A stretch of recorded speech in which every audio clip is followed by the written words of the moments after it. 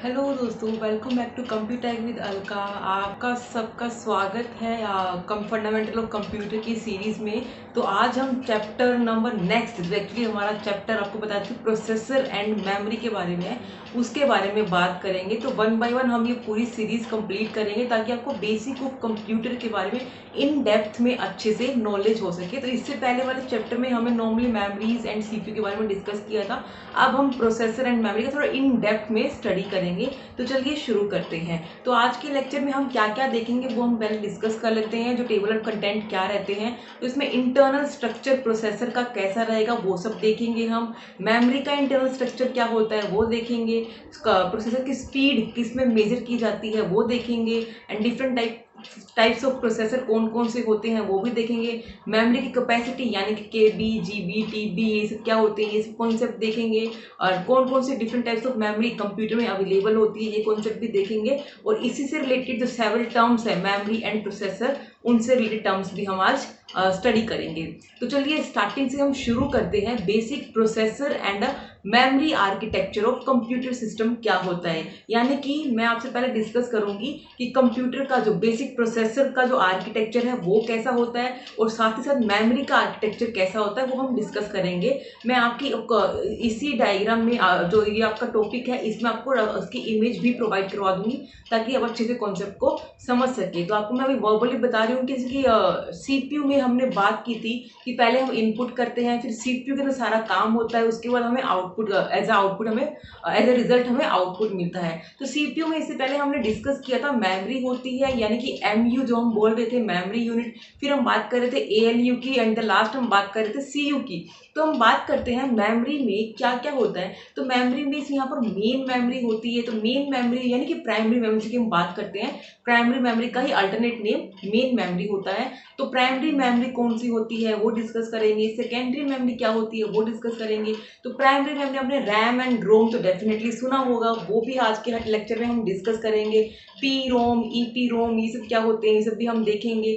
उसके बाद हम देखेंगे कैश मेमोरी क्या होता है, रजिस्टर्स क्या होता है। और अगर मैं बात करूँ सीपीयू के अंडर जो हम बात करते हैं सीयू और एएलयू की, तो एएलयू में क्या क्या यूनिट्स और रजिस्टर्स लगे हुए होते हैं, कैसे फंक्शनैलिटीज परफॉर्म करते हैं, उनके बारे में हम देखेंगे। जो कि आप इमेज में भी देख रहे होंगे कि एक्यूमुलेटर क्या होता है, जनरल पर्पस क्या होता है, रजिस्टर्स क्या होते हैं, ये सब कौन परफॉर्म करता है, एएलयू परफॉर्म करता है। अगर मैं बात करूं सीयू की, तो सीयू क्या परफॉर्म करता है, डिकोडिंग करने का, डिकोड करता है डाटा को ताकि वो यूजर को ह्यूमन रीडेबल फॉर्म में रिप्रेजेंट हो सके। रजिस्टर्स क्या होते हैं, इंस्ट्रक्शन रजिस्टर्स क्या होते हैं, मेमोरी एड्रेस रजिस्टर क्या होता है, मेमोरी बफर रजिस्टर क्या होता है, इनपुट आउटपुट रजिस्टर्स क्या होते हैं। तो ये सब सीयू के अंडर लगे हुए होते हैं, तब भी ये सीयू फंक्शनलिटी परफॉर्म कर पाता है।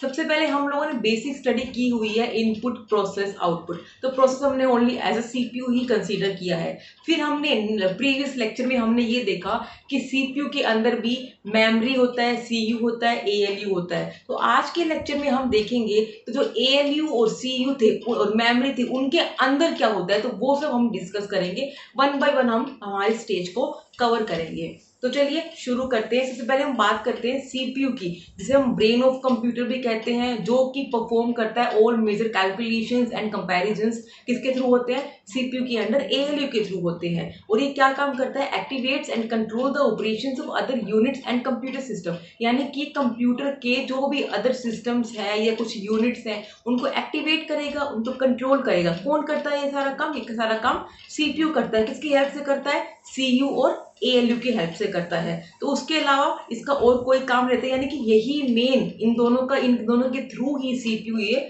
फंक्शनैलिटीज परफॉर्म करता है। अब अगर मैं बात करूं सीयू की, तो सीयू क्या काम क्या रहता है, ये क्या करता है, just like a central nervous system होता है वैसे काम करता है। यानी कि overall management, overall controlling, overall managing, तो ये सारा काम किसके अंडर आता है, सीयू के अंडर आता है। तो ये काम क्या करता है, select and interpret program instructions and coordinate execution, यानी कि प्रोग्राम को सिलेक्ट करेगा, उनको इंटरप्रेट करेगा और उसके रिगार्डिंग जो भी इनकी रिक्वायरमेंट होगी उनको कोऑर्डिनेट करेगा, उनको एग्जीक्यूट करेगा। और क्या काम करता है, ये has some special purpose registers भी होते हैं इसके अंदर, जो कि डाटा को डिकोड करने का काम करते हैं, जो कि डिकोड करेंगे, उसी के बाद हमें ह्यूमन रीडेबल फॉर्म में हमारा डाटा अवेलेबल होता है, तो इसका काम ये रहता है। अब अगर मैं बात करूं ALU की, जो कि हम ऑलरेडी डिस्कस कर चुके हैं, इसमें काम क्या रहता है इसका, इंस्ट्रक्शन, जो भी हमारे अर्थमेटिक इंस्ट्रक्शंस हो गए, अर्थमेटिक, लॉजिकल, ये सारे काम किसके अंडर होते हैं, ALU के अंडर आते हैं। तो ये काम एक्चुअली कैसे एक्ट करता है, just like a special purpose register होता है, यानी कि स्पेशल काइंड का एक रजिस्टर होता है, वैसे ये काम करता है। तो ये normally logical and arithmetic operations को परफॉर्म करने का काम करता है। नेक्स्ट अगर मैं बात करूं इंस्ट्रक्शन सेट की, जो कि आपने डायग्राम में देखा था, इंस्ट्रक्शन सेट क्या होता है सीयू के डायग्राम में, सीपीयू में सीयू के अंडर देखा था। तो ये काम क्या रहता है, सीपीयू एक के पास एक बिल्ट इन एबिलिटी होती है। क्या एक एबिलिटी होती है, to execute a particular set of machine instructions, यानी कि सीपीयू के पास ऐसी एबिलिटी है जो कि एग्जीक्यूट कर सके पर्टिकुलर सेट ऑफ मशीन्स को, मशीन के इंस्ट्रक्शंस को एग्जीक्यूट कर सके, तो उसी को हम क्या बोलते हैं, इंस्ट्रक्शन सेट बोलते हैं। तो इंस्ट्रक्शन सेट के एग्जांपल अगर आपको बताती हूँ, क्योंकि सीपीयू उन्हीं की लैंग्वेज को समझता है। क्यों समझता है, क्योंकि ये आपको ये बेसिक नॉलेज एक्चुअली है इतना कि कंप्यूटर हमेशा मशीन लैंग्वेज पे काम करता है। तो मशीन लैंग्वेज में ये सब इंस्ट्रक्शन सेट ही होते हैं, जैसे कि ऐड के लिए, एडिशन के लिए ADD हो गया, सब्ट्रैक्ट के लिए SUBTRAC हो गया, TRACT हो गया, एंड कंपैरिजन के लिए COMPARE हो गया, यानी कि compare, subtract, add, divide, multiplication के लिए MUL, ऐसे, यानी कि ये इंस्ट्रक्शन सेट होते हैं। अप्रोक्सीमेट 200 एंड मोर इंस्ट्रक्शंस होते हैं। ये according to the CPU capability भी वेरी करते हैं, जो मैन्युफैक्चरर होते हैं उनकी अकॉर्डिंग वेरी करते हैं। मोस्ट प्रोबेबली जो भी होते हैं 200 इंस्ट्रक्शंस मिनिमम बोल सकते हैं, ये तो मिनिमम रिक्वायरमेंट होती है, उसके अकॉर्डिंग हमें इनकी नीड होती है, जिसके थ्रू सीपीयू फंक्शंस परफॉर्म करता है। किसके अंडर आते हैं ये इंस्ट्रक्शन सेट होते हैं। ये कौन से होते हैं, ऐड, मल्टीप्लिकेशन के लिए मल हो गया, MUL जो हम बोलते हैं, सब्ट्रैक्ट हो गया, कंपेयर हो गया। तो ये सब क्या है, इंग्लिश स्टेटमेंट में ही लिखे हुए होते हैं नॉर्मली ये, जिसको कंप्यूटर अपनी लैंग्वेज में समझता है। अपनी लैंग्वेज कौन सी होती है, मशीन लैंग्वेज, जिसे हम कंप्यूटर समझता है। नेक्स्ट अगर मैं बात करूं रजिस्टर्स की, तो रजिस्टर्स क्या रहता है एक्चुअली, तो रजिस्टर क्या है, स्पेशल टाइप की एक मेमोरी यूनिट ही है, जिसे हम रजिस्टर कहते हैं। किसको रजिस्टर बोलते हैं इसे, जो कि रनिंग प्रोसेस को होल्ड करने का काम करता है, रनिंग जॉब को होल्ड करने का काम करता है, रनिंग इंफॉर्मेशन को, रनिंग डेटा को टेम्परेरीली होल्ड करने का काम करता है। जैसे कि अगर मेरा कोई डेटा सेकेंडरी मेमोरी में रखा है और मैं उसको सीपीयू से एग्जीक्यूट करवाना चाहती हूँ, ऑब्वियसली सीपीयू से ही होएगा एग्जीक्यूट, तो वो डेटा मेरा सेकेंडरी मेमोरी से पहले रजिस्टर में आना जरूरी है, उसी के बाद सीपीयू उसके कोऑर्डिनेट करके डेटा को एग्जीक्यूट कर पाता है। तो यही कॉन्सेप्ट यहाँ पर बताया गया है रजिस्टर का।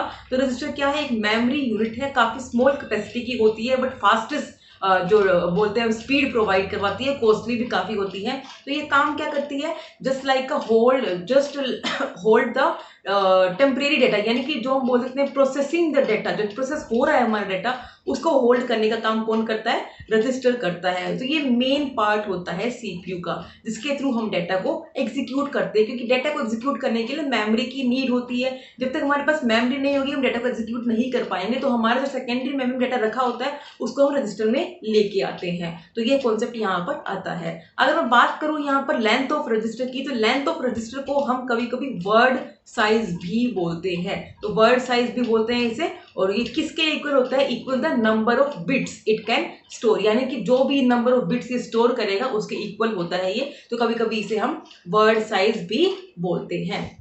नेक्स्ट अगर मैं बात करूं functions of commonly used registers कौन कौन से होते हैं, जो कि सीयू के डायग्राम में आप लोगों ने देखे थे।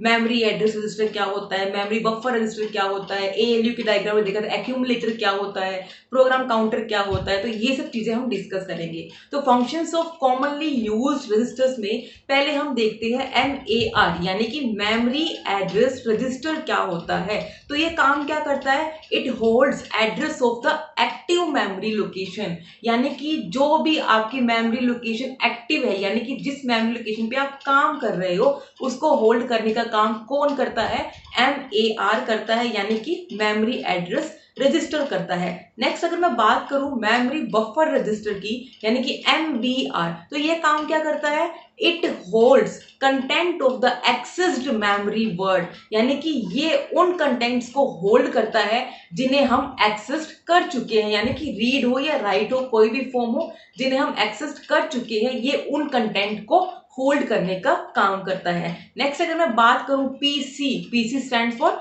Programme counter. प्रोग्राम काउंटर क्या करता है, hold address of the next instructions to be executed, यानी कि अब जो मेरा एग्जीक्यूट हो रहा है इंस्ट्रक्शन, उसके बाद जो नेक्स्ट इंस्ट्रक्शन एग्जीक्यूट होना है उस एड्रेस को होल्ड करके रखता है। कौन होल्ड करता है, प्रोग्राम काउंटर उसको होल्ड करके रखता है। नेक्स्ट अगर मैं बात करूं एक्यूमुलेटर, एक्यूमुलेटर को स्मॉल ए या फिर कैपिटल ए या फिर ओनली ए सी से भी डिनोट करते हैं। तो एक्यूमुलेटर काम क्या करता है, ये क्या होल्ड करता है, holds data to be operated upon immediate result and the result. तो यानी कि जो भी हम एडिशन सब्ट्रैक्शन करते हैं तो वो सब डाटा एक्यूमुलेटर के अंदर होल्ड किया जाता है और वहीं से उन्हें प्रोसेस्ड किया जाता है। नेक्स्ट अगर मैं बात करूं इंस्ट्रक्शन की, तो इंस्ट्रक्शन का काम क्या रहता है, इंस्ट्रक्शन का काम यानी कि इंस्ट्रक्शन को होल्ड करेगा जब तक वो एग्जीक्यूट हो रही है। तो उस कंडीशन में जब हमारी प्रोसेस, जो हमारी इंस्ट्रक्शन, हमारी जॉब जो भी एग्जीक्यूट हो रही है उस इंस्ट्रक्शन को होल्ड करके रखता है। कौन होल्ड करता है,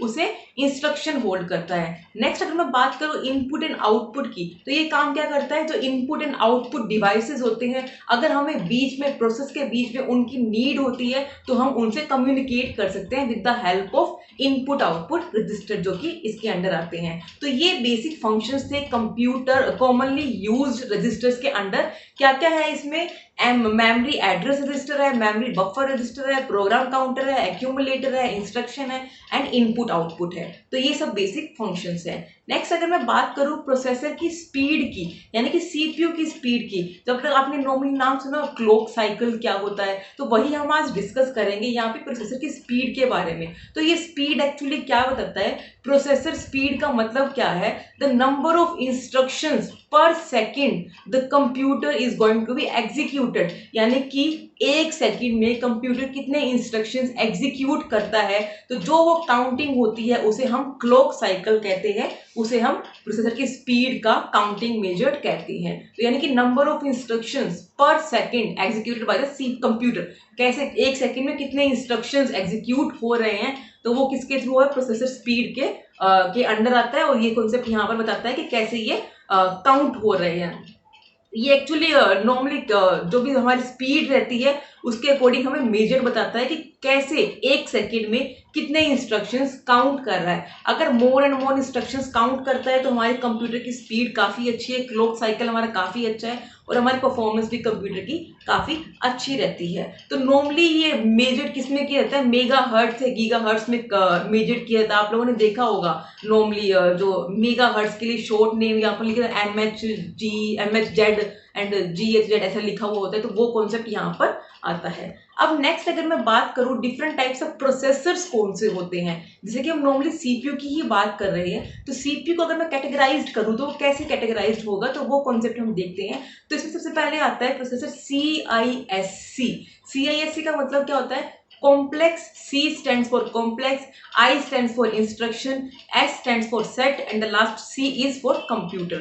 तो CISC क्या बताता है, ये नॉर्मली कहाँ यूज होता है, जो कि आप अपने घर पे सिस्टम को यूज करते हो, पर्सनल कंप्यूटर में यूज करते हो, तो वो कॉन्सेप्ट यहाँ पर आता है CISC का। तो ये क्या है, लार्ज इंस्ट्रक्शन सेट है। यहाँ पे इंस्ट्रक्शंस काफी ज्यादा, इंस्ट्रक्शन जो हमने बात करी थी इंस्ट्रक्शन सेट की, जो कि अप्रोक्सीमेट ऐड सब्ट्रैक्ट अप्रोक्सीमेट 200 होते हैं, इसमें काफी ज्यादा लार्ज इंस्ट्रक्शन सेट होते हैं। ये वेरिएबल लेंथ इंस्ट्रक्शंस को फॉलो करता है, यानी कि जो इंस्ट्रक्शन हमें डालना होता है वही लेंथ को कैप्चर करेगा, उसी लेंथ को यूज करेगा, यानी कि फिक्स लेंथ को वो यूज नहीं करता, इसके लिए वेरिएबल लेंथ को यूज करता है। तो ये मतलब जितनी हमें रिक्वायर्ड है उतनी ही लेंथ को वो कंज्यूम करता है। इसमें काफ़ी एड्रेसिंग मोड इसमें काफ़ी सारे होते हैं जो कि हम लेटर ऑन वीडियो में देखेंगे, बट ये काफ़ी कॉम्प्लेक्स एंड एक्सपेंसिव है प्रोड्यूस करना, ठीक है, क्योंकि पीसी जो पर्सनल पीसी होता है उसको काफ़ी बोल सकते हैं हम कि प्रोड्यूस करना काफ़ी कॉस्टली भी होता है और कॉम्प्लेक्स टास्क भी है ये। नेक्स्ट अगर मैं बात करूँ सेकंड प्रोसेसर की, सब फर्स्ट हमने बात की CISC, नेक्स्ट मैं बात कर रही हूँ RISC। तो ये कॉन्सेप्ट हमें क्या बताता है, reduced instruction set computer.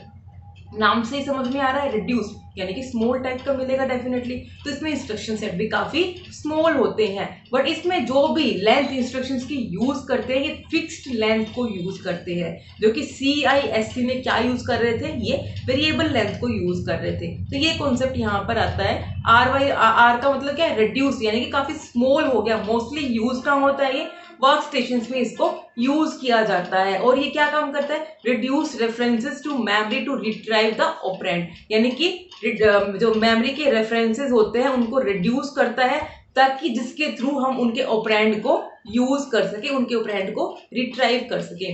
Next processor की अगर मैं बात करूं EPIC, इसका मतलब क्या है, एक्सप्लिसिटली पैरेलल इंस्ट्रक्शन कंप्यूटिंग। तो ये काम क्या है, ये भी, और जैसे कि हम बात कर सकते हैं मोस्टली जो हाई एंड सर्वर होते हैं, वर्क स्टेशन होते हैं, वहां इनका यूज किया जाता है। तो ये काम एक्चुअली क्या है, ये अलाउज करते हैं, they allows actually software to communicate explicitly to the processor when operations are parallel, यानी कि अगर मैं पैरेलली कुछ फंक्शंस को परफॉर्म करना चाहती हूँ तो सॉफ्टवेयर कैसे कम्युनिकेट करेंगे एक दूसरे के साथ, जिसके थ्रू कॉन्फ्लिक्ट ना हो, क्लैशिंग ना हो। तो ये सब फैसिलिटी इसके अंदर अवेलेबल होती है, जिनके थ्रू हम पैरेलली डेटा को एग्जीक्यूट कर सकते हैं without any clashing, without any conflict and without any deadlock. तो ये काम क्या करते हैं, एक्चुअली टाइटर कपलिंग को यूज करते हैं, किस किस के बीच में, कंपाइलर और प्रोसेसर के बीच में। जिसका काम क्या रहता है, टाइटर कपलिंग को यूज करना। ठीक है, इसकी जो मेन फंक्शनैलिटी है यही रहती है इसमें, और ये मैक्सिमम पैरेललिज्म को सपोर्ट करते हैं और काफी पैरेलली हम इस पे डाटा एग्जीक्यूट कर सकते हैं। नेक्स्ट प्रोसेसर की अगर मैं बात करूं तो मल्टी कोर प्रोसेसर, ये भी just like a high and server और वर्क स्टेशन पे ही यूज किया जाता है। तो इसके अंदर क्या होता है, इसके अंदर मल्टीपल कूलर्स लगे होते हैं, जस्ट लाइक AC जो हम बोलते हैं कूलिंग पर्पज के लिए। तो मल्टीपल कूलर्स रनिंग होते हैं जो मोर एनर्जी प्रोवाइड करवाते हैं, एफिशिएंट प्रोसेसिंग प्रोवाइड करवाते हैं, ओवरऑल परफॉर्मेंस को इंक्रीज करने का काम इसका रहता है। और ये काफी मोर एंड मोर वर्क पर पैरेलली हैंडल कर लेते हैं, यानी कि साइमल्टेनियसली हम इसमें काफी सारे काम कर सकते हैं। और ये आर्किटेक्चर जिसके कंपोनेंट है उनको शेयर करने की फैसिलिटी भी प्रोवाइड करवाता है, जैसे जो कि मेमोरी एलिमेंट हो गए, मेमोरी मैनेजमेंट हो गई, उनको हम शेयर कर सकते हैं किसके अंडर, मल्टी कोर प्रोसेसर के अंदर। यानी कि इसमें कोर, बहुत सारे कोर हो गए, यानी कि पहले सारे फंक्शंस परफॉर्म हो रहे हैं, मोर एंड मोर इसमें फीचर्स हो गए। तो ये सारी चीजें किसके अंदर आ रही है, मल्टी कोर प्रोसेसर के अंडर आ रही है। ठीक है, तो ये कॉन्सेप्ट इसके अंदर आता है। नेक्स्ट अगर मैं बात करूं यहाँ पर मेन मेमोरी की, तो मेन मेमोरी क्या होता है, मेन मेमोरी को प्राइमरी मेमोरी भी बोलते हैं, मेन मेमोरी को टेम्परेरी मेमोरी भी बोलते हैं, प्राइमरी स्टोरेज भी बोलते हैं। तो यहाँ पर कॉन्सेप्ट क्या आता है, ये एक टेम्परेरी टाइप की मेमोरी है जो कि डायरेक्टली CPU के साथ डील करती है। जो भी हमें फंक्शनलिटीज परफॉर्म करनी होती है with the help of main memory ही हम CPU के साथ कोऑर्डिनेशन सेट करके, मेन मेमोरी में हमारा डाटा होना जरूरी है तभी हम इसको एग्जीक्यूट कर सकते हैं। और ये रैंडम एक्सेस मेमोरी होती है, यानी कि इसमें जो भी हम बोलते हैं रैम एंड रोम जो इसके अंदर आते हैं, और ये वोलेटाइल नेचर के अंडर आती है। अगर मैं बात करूं नॉर्मली एक जो इसका क्राइटेरिया है, स्टोरेज इवैल्यूएशन का क्राइटेरिया है जो कि आपको चार्ट में दिखाई दे रहा है। तो अगर मैं बात करूं स्टोरेज कैपेसिटी की, तो स्टोरेज कैपेसिटी की हमें नीड क्या होती है, ज्यादा मेमोरी मिले। बट ज्यादा मेमोरी प्राइमरी मेमोरी में कम मिलती है, सेकेंडरी मेमोरी में ज्यादा मिलती है। एक्सेस टाइम की बात करें तो एक्सेस टाइम डेफिनेटली हमें फास्ट ही चाहिए, बट प्राइमरी मेमोरी तो फास्ट देती है, सेकेंडरी मेमोरी स्लो देती है। नेक्स्ट अगर मैं बात करूं कॉस्ट की बात करें तो कॉस्ट हमारी हम डेफिनेटली यही चाहेंगे कम होए। तो इसमें क्या रहता है, प्राइमरी मेमोरी की कॉस्ट काफी हाई होती है, सेकेंडरी मेमोरी की कॉस्ट काफी लो होती है। वोलेटाइल की बात करें तो डेफिनेटली हमें नॉन वोलेटाइल चाहिए, क्योंकि अगर हमारा पावर सप्लाई ऑफ हो तो हमारा डाटा लॉस्ट नहीं होना चाहिए। तो उस केस में क्या रहता है, प्राइमरी मेमोरी तो वोलेटाइल टाइप की है, बट हमें चाहिए क्या, नॉन वोलेटाइल, जो कि स्टोरेज सेकेंडरी स्टोरेज है। अगर एक्सेस की बात करें तो हम रैंडम एक्सेस नहीं करना चाहते हैं डाटा को, तो प्राइमरी मेमोरी तो रैंडम एक्सेस की फैसिलिटी दे रही है, बट सेकेंडरी मेमोरी हमें ओनली सिक्वेंशियल और शैडो रैंडम एक्सेस की फैसिलिटी दे रही है। यानी कि सेकेंडरी मेमोरी से पहले हमें मेन मेमोरी में फिर इस पर्पज से डाटा को एग्जीक्यूट करना पड़ता है। तो ये इसका बेसिक क्राइटेरिया है जो कुछ प्राइमरी मेमोरी फुलफिल करता है, कुछ सेकेंडरी मेमोरी फुलफिल करता है। बट अगर प्राइमरी मेमोरी फुलफिल करे तो हमारी परफॉर्मेंस काफी अच्छी हो जाएगी।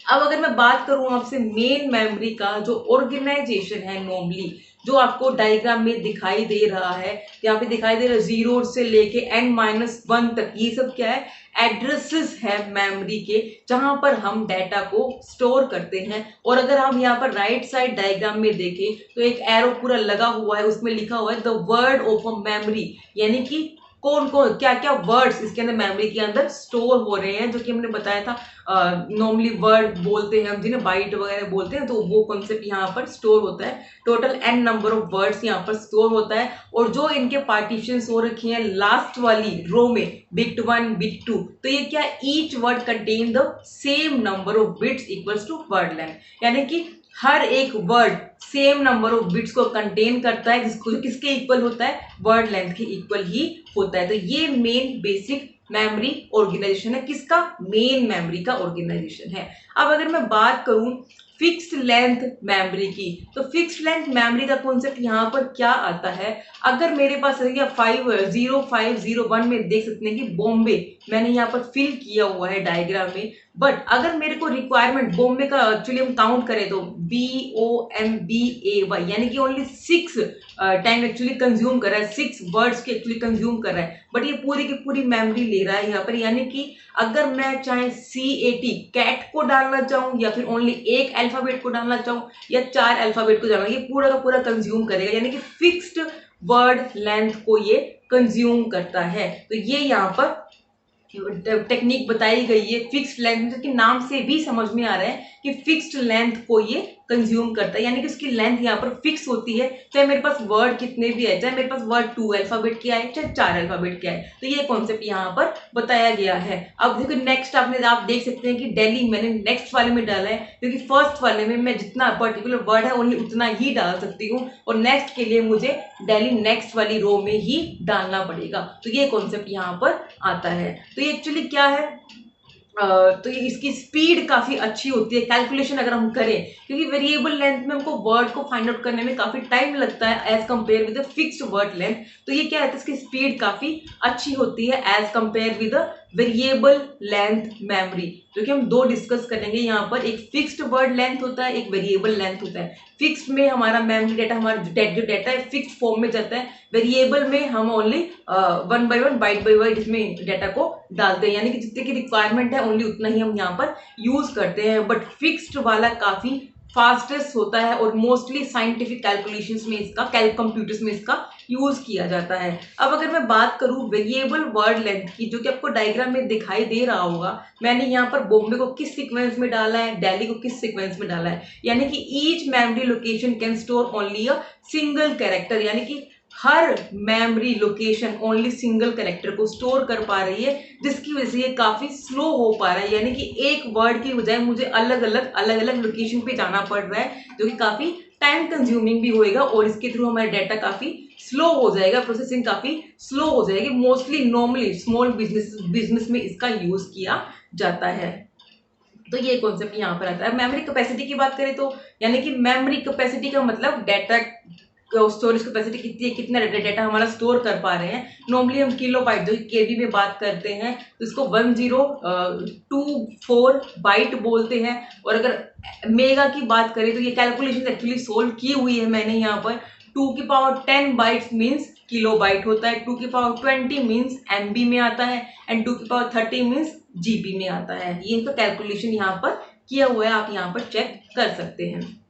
अब अगर मैं बात करूं रैम की, तो रैम का कॉन्सेप्ट यहाँ पर क्या आता है, RAM stands for random access memory, जो किसका पार्ट है, एक मेन मेमोरी का पार्ट है, और ये वोलाटाइल नेचर में होती है, और कंप्यूटर के मदरबोर्ड में इसे डिजाइन किया हुआ होता है, और ऐसा भी फैसिलिटी है कि हम यहाँ पर इसे एनहेंस भी कर सकते हैं, अपग्रेड भी कर सकते हैं, ऐसी फैसिलिटी भी इसके अंडर होती है। तो रैम ये क्या है, नॉर्मली चिप होती है जो कि डेटा को एग्जीक्यूट करने का काम करती है, जिसके CPU के थ्रू मिलके डेटा को एग्जीक्यूट करता है, टेम्परेरी टाइप की मेमोरी होती है। अब अगर मैं बात करूं रोम की, तो रोम एक नॉन वोलेटाइल होता है जो कि डेटा को परमानेंटली स्टोर करने का काम करता है, और डेटा को लॉस्ट नहीं होता है, जो हम बोल सकते हैं रीड ओनली टाइप का होता है, डेटा को ओनली रीड कर सकता है, राइट नहीं कर सकता है। तो ये कॉन्सेप्ट इसके अंडर आता है। अब अगर मैं बात करूं, यहाँ पे आपको लास्ट लाइन में भी दिखाई दे रहा होगा, ROM are commonly used to store program and data, यानी कि ये काम क्या करते हैं, नॉर्मली प्रोग्राम और डेटा को स्टोर करने का काम करता है जो कि